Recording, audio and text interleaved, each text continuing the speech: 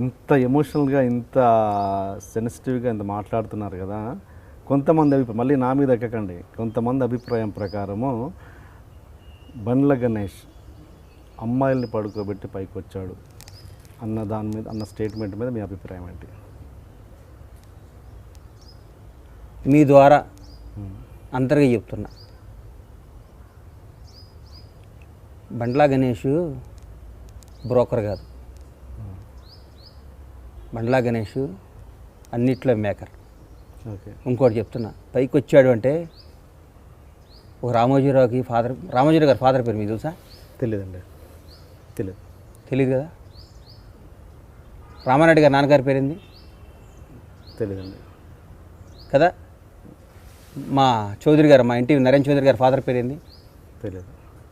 ఆంధ్రజ్యోతి వేమూరు రాధాకృష్ణ గారి ఫాదర్ పేరేంది? తెలియదు.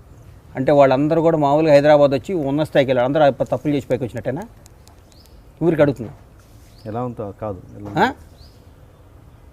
మీ మీద కాదు కాదు, మా ఊరు నేను అడిగిన దానికి మీరు ఆన్సర్ చేయాలి. నాకు అస్సలు కాదు, కాదు కదా, అస్సలు కాదు, అస్సలు కాదు. పైకి వస్తే పైకి రానాడు, పని పాట లేనాడు, తప్పులు చేసే తప్పుడు నా కొడుకులు మాట్లాడే మాటలకి నేను రెస్పాండ్ అవను. నాకు జీలు ఉంది, నాకు ఒక గోల్ ఉంది, నాకు ఒక ఏం ఉంది.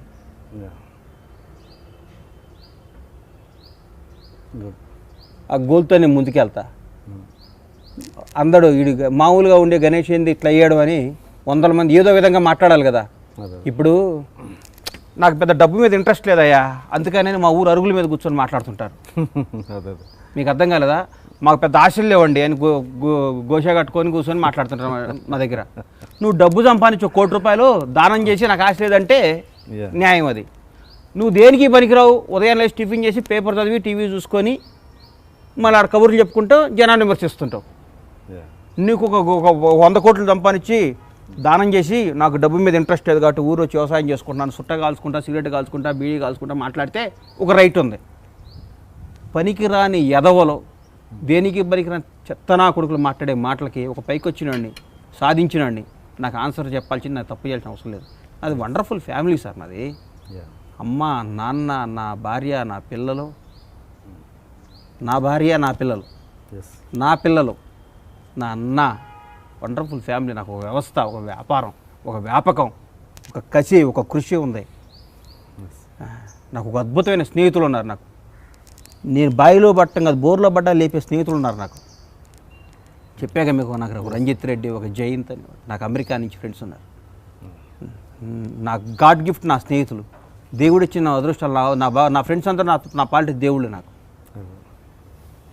తప్పుడు మాటలు మాట్లాడుతూ ఉంటారు, వాళ్ళ గురించి మాట్లాడి నా బ్రెయిన్ వేస్ట్ చేసుకోను.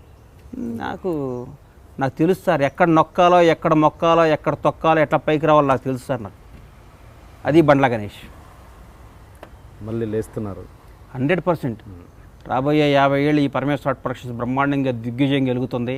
నా పిల్లలు నిర్మాతలు అవుతారు, నేను స్టూడియో కడతాను, నాకు నా పిల్లాడిని కూడా ప్రొడ్యూసర్ చేస్తాను, డౌటే లేదు. పవన్ కళ్యాణ్ గారు అంటే మీకు విపరీతమైన అభిమానం. అంతకుముందు చిరంజీవి గారు అంటే కూడా అంతకంటే ఎక్కువ అభిమానం మీరు. ఇప్పుడు అంటే బయట ఆడియన్స్ పాయింట్ ఆఫ్ వ్యూలో నేను మాట్లాడుతున్నాను. అంటే ఇద్దరికి ఒక చిన్న గ్యాప్ ఉందన్నది ప్రతి ఒక్కరికి అనుకుంటారు, అది ఎంతవరకు నిజమో మీలాంటి వాళ్ళకి తెలియాలి. ఇప్పుడు ఇద్దరిని, బట్ మీరు మాత్రం ఇద్దరిని పొగుడుతుంటారు, ఇద్దరిని మొత్తం రిలేషన్ మెయింటైన్ చేస్తుంటారు. ఏంటి అసలు ఒరిజినల్ పిక్చర్ ఏంటి? వాళ్ళిద్దరికి గ్యాప్ ఉందని మీరు అంటున్నారు, కానీ నాకైతే అనిపిస్తుంది.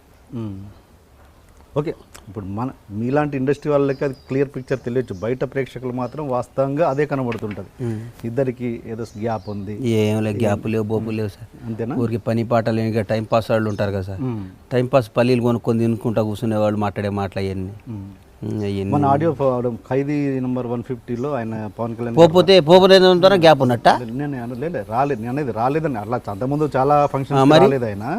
నేను అనేది ఏంటంటే ప్రతి ఫంక్షన్లో ఏదో విధంగా ఆయన టాపిక్ తీసేవాళ్ళు, వాళ్ళు పవన్ కళ్యాణ్ గారు టాపిక్ తీసేవాళ్ళు. దీంట్లో అది కూడా తీయలేదన్నది ఆడియన్స్ ఇంకొక క్వశ్చన్. ఎందుకు తీయలేదు సార్?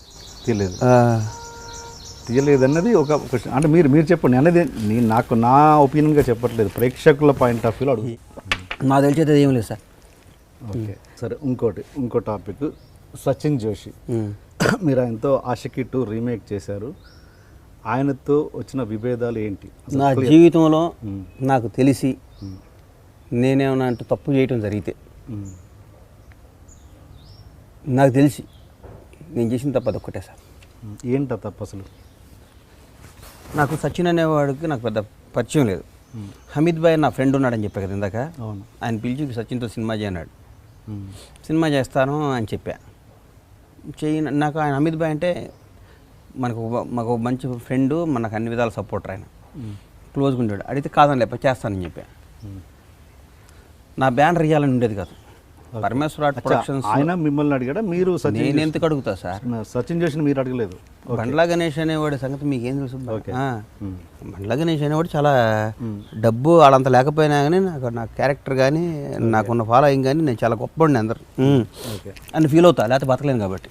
గొప్పవాడని చెప్తే మళ్ళీ ఇది పొగరనుకుంటారు కదా అని ఫీల్ అవుతాను. లేకపోతే వచ్చి అడిగితే చేస్తాలే అని హమీద్ భాయ్ కోసం చెప్పామాట. చేశా. నా జీవితంలో ఏమైనా లాస్ వస్తుందంటే ఆ స్ట్రీట్లోకే పోను. ఆ వీధిలో నడిస్తే లాస్ వస్తుందంటే ఆ వీధిలో నడవ నేను. లాభం వచ్చే స్ట్రీట్ 10 కిలోమీటర్ల దూరం నాకు వెళ్ళి అక్కడి నుంచే నడుస్తా. అట్లాంటి నా మైండ్ సెట్ అది. నేను నా బ్యానర్ అంటే అందరు యాక్ట్ చేసే హీరోలు ఉండగా నేను బండ్లా గణేష్ అనేవాడు సచిన్ జోషితో సినిమా తీస్తాం అనేది మీరు నమ్ముతారా? ఆయన డబ్బులు పెట్టుకున్నాడు, ఆయన చేసుకున్నాడు, అన్నీ అయిపోయినాయి, చేసుకున్నాడు. ఆ సినిమాలో లాస్ వచ్చింది, నువ్వు తీసావు అన్నాడు నన్ను. నేను తీయలేదని చెప్పా. ఖర్చు పెట్టిన ప్రతి నాకేం సంబంధం సార్? నేను ఎందుకు తీస్తా? నాకేం సంబంధం? ఫ్రాంక్లీ స్పీకింగ్ అన్నారు కాబట్టి చెప్తున్నా. ఓకే. నా ప్రాణం పని నేను పెట్టా. దానికి అగ్రిమెంట్ కూడా ఏం లేదండి మరి? ఏమీ లేదు. అది చేశాడు, ఇది చేశాడు, అన్ని చేశాడు, కోర్టుకి వేస్తా అన్నాడు, వేసాడు, కొన్ని పిచ్చి పిచ్చి ట్వీట్లు చేశాడు. నేను పరువు నష్ట దావా వేశాను. I will see you in jail అని I will see you in jail అన్నాడు. వాళ్ళకి అలవాటు జైలు. వాళ్ళ నాయనకు వాళ్ళ చరిత్ర వాళ్ళ ఫ్యామిలీ. మాకు అట్లా అలవాట్లు లేవు. మాకు జైళ్ళు బయళ్ళు. మేము అగ్రికల్చర్ బ్యాక్గ్రౌండ్ నుంచి వచ్చాం కదా. అది అంత అంత గుడ్డిగా ఎలా ఇస్తారు కేసు? నాకు అర్థం కదా. అంటే ఏమి జరగకపోతే ఎవరు కేసా?